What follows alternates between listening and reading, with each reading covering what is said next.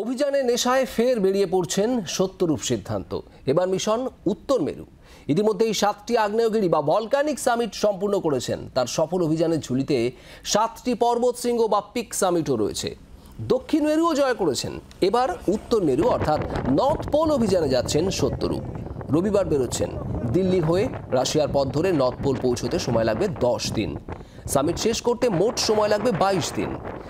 বিভিন্ন কারণে বিগত 5 বছরে বারবার উত্তর মেরু অভিযান স্থগিত রাখতে হয়েছে বা বাতিল করতে হয়েছে। আর এই অভিযান সফল হলেই অভিযাত্রী হিসেবে সম্পূর্ণ হবে গ্র্যান্ড স্লাম। আগে ইউরোপের 2টি এবং অস্ট্রেলিয়ার 2টি সর্বোচ্চ শৃঙ্গ অভিযান সম্পূর্ণ করেছেন। বঙ্গ সন্তানের ঝুলিতে রয়েছে 35টি সফল অভিযান।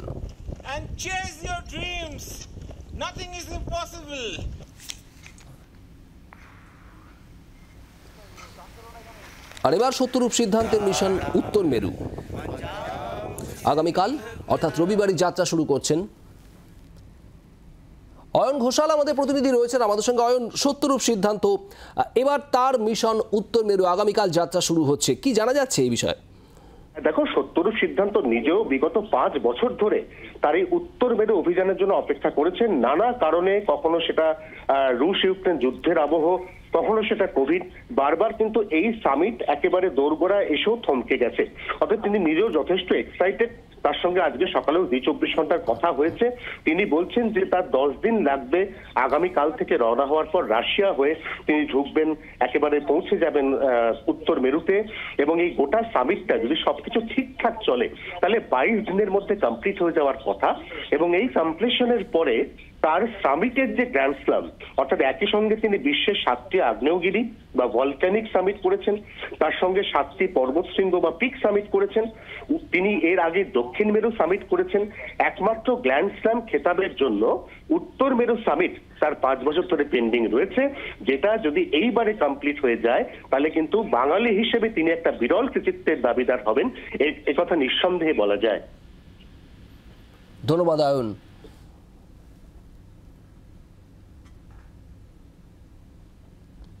একজন বাঙালি অ্যাডভেঞ্চারিস্ট একাধিক সামিট করেছেন সেই সত্যরূপ সিদ্ধান্ত এই মুহূর্তে জি 24 ঘন্টার পর্দায়, এবং তার পরবর্তী লক্ষ্য বা গন্তব্য হচ্ছে একেবারে উত্তর মেরু। উত্তর মেরু অ্যাকচুয়ালি পাহাড় না, এটা একটা স্কিং, লাস্ট ডিগ্রি স্কিং। একটা সমুদ্র ফ্রিজ করে যায়, সেখানটায় 1 ডিগ্রি স্কিং, এটা 111 কিলোমিটার হয়। তো এটা করলে আমার এক্সপ্লোরার্স গ্র্যান্ড স্ল্যাম কমপ্লিট হবে, যেটা হচ্ছে 7 summits, north pole, south pole. South pole আমরা আগেই হয়ে গেছে, নর্থ পোলটা অনেকদিন আগেই হয়ে যেত, গত 5 বছর ধরে ক্যান্সেল হয়ে গিয়ে এবছর 6 নম্বর বছর চলছে। নর্থ পোলে আর্মির টিম গেছে, সিভিলিয়ান বাঙালি কেউ যায়নি, এখনও যুদ্ধ শুরু হয়নি। তো তখন ইউক্রেন ক্যান্সেল করে দেয়, মানে এটা স্যাবোটেজ করে দেয়। তারপর 2020, 2021 কোভিড, তারপর 2022-এ যুদ্ধ লাগে, তখনও ক্যান্সেল হয়ে যায়। 2023-এ আন্ডারলাইং রিজনটা ছিল পলিটিক্যাল, কিন্তু দেখানো হলো ক্লাইমেট চেঞ্জ দিয়ে এই বছর রাশিয়া হচ্ছে। প্রত্যেক দিন 8 ঘন্টার মতো স্কিইং থাকে, স্লেটটাতে থাকে খাওয়ার দাওয়ার, ফুয়েল, টেন্ট সবকিছু। সেগুলোকে নিজেকে ক্যারি করতে করতে মানে টানতে টানতে যেতে হয়। যদি ক্র্যাক থাকে তাহলে আরো ঘুরে যেতে হয়। টেম্পারেচার থাকে প্রায় -25 থেকে -30 ডিগ্রি সেন্টিগ্রেড। 10 দিন মতো লাগবে নর্থ পোলে পৌঁছাতে। এবং ওখানে কিছু অবজেক্টিভ ডেঞ্জার্স থাকে, যেরকম পোলার বিয়ার থ্রেটস থাকে প্রচণ্ড। তো সেগুলোর জন্য আমাদের ট্রেনিং করানো আছে। তো পৃথিবীর মাথায় যখন আমাদের ভারতের পতাকা উড়বে, আমার কাছে এটা একটা বিশাল গর্বের ব্যাপার। এক্সপেক্টেড 2টো ব্যাচে হবে, 6খানা টিম থাকবে, প্রায় 40 জন তো হবেই। 22 দিনের টোটাল এক্সপিডিশনটা। তো আমি 31 তারিখে যাচ্ছি, আর 22 তারিখে আমি দিল্লিতে ফিরবো। সে প্রচুর লক্ষ্য আছে আমার, যেমন যদি একটু কোম্পানিদের সাপোর্ট পাওয়া যায় তাহলে আমি পরের বছর গ্রিনল্যান্ড ক্রস করব, সেটা 35 দিনের একটা পুরো স্কিইং। এবছর আমার এক্সপিডিশন আছে জুন মাসে।